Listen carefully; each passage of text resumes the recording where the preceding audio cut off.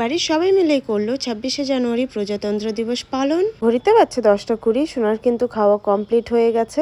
আজকে দেখো বড়মশাই বাড়িতে নেই, মানে ওই রাত্রিবেলার দিকে বড়মশাই দোকান সামলে চলে গেছিল একটা বিয়ের ইনভাইটে। বুঝতেই পারছো সবটা কিন্তু একা আমাকেই সামলাতে হবে। অন্যান্য কাজগুলো কিন্তু আমি একা করি। তবে হ্যাঁ, খাওয়ার টাইমটা কিন্তু আমরা দুজন মিলে একসঙ্গে বসেই খাই। দুপুরবেলার টাইমটা হয়তো আমাদের হয়ে ওঠে না।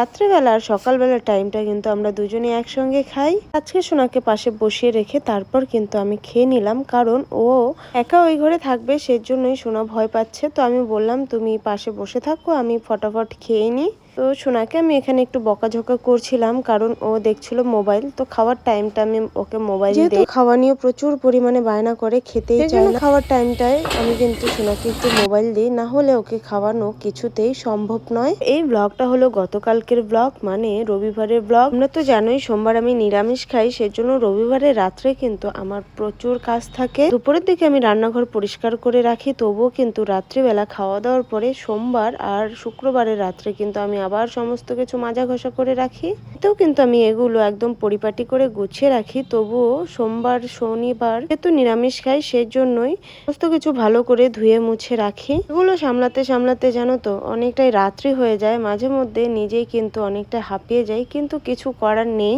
একা করতে হবে সমস্ত কিছুই। তবে আমার কিন্তু বিন্দুমাত্র কোনো রকমের অসুবিধে হয় না করতে। গতকালকের দুধ ছিল, সেটা আমি সকালবেলা জাল করেছিলাম, আর রাত্রিবেলা আরো একটু জাল করে নিচ্ছিলাম, এটা যাতে ফেটে না যায়। ফ্রিজ থাকলে তো ফ্রিজে ঢুকিয়ে রাখতাম, যেহেতু ফ্রিজ নেই সেজন্যই দেখো দুধটাকে জাল করে রাখছি। আর শীতকাল যেহেতু, সেজন্যই দুধ কিন্তু নষ্ট হবে না। দুদিন ধরে যেহেতু আবার পিঠা পায়েস খাওয়া হচ্ছে, সেজন্যই দুধটা কিন্তু রয়ে গেছিল, না হলে কিন্তু দুধ আমার ওরকম ভাবে থাকে না। সোনাকে খাওয়াই সন্ধ্যাবেলার দিকে, আর আমি খাই সন্ধ্যার দিকে একটু দুধ চা। চাটা কিন্তু মাঝে মধ্যেই হয়, না হলে কিন্তু সোনাকেই আমি দুধটা খাওয়াই।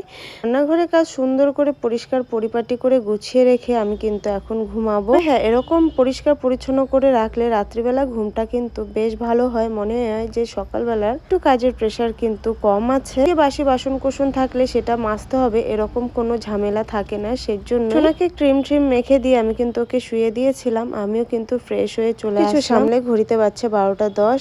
এখন আমি একটু ঘুমাবো। সকাল থেকে শুরু করে রাত 12টা অবধি আমাদের কিন্তু পরিশ্রম, শরীরে খাটনি, ক্লান্ত সমস্ত কিছুই থাকে। এই ব্লগটা হলো আজকের ব্লগ, মানে 26শে জানুয়ারি প্রজাতন্ত্র দিবস উপলক্ষে দেখো আমাদের বাড়িতে প্রত্যেকটা বাচ্চা মিলে পতাকা উত্তোলন করছে।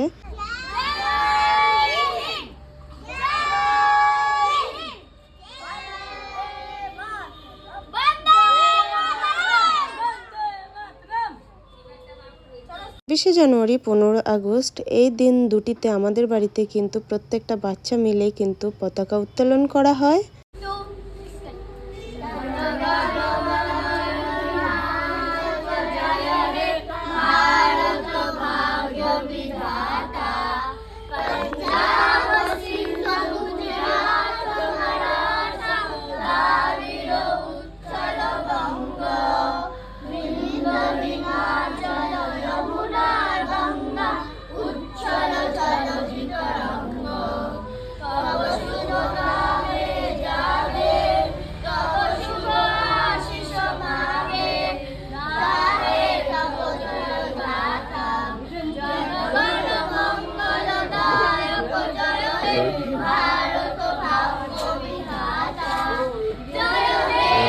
পতাকার দিকে তাকান।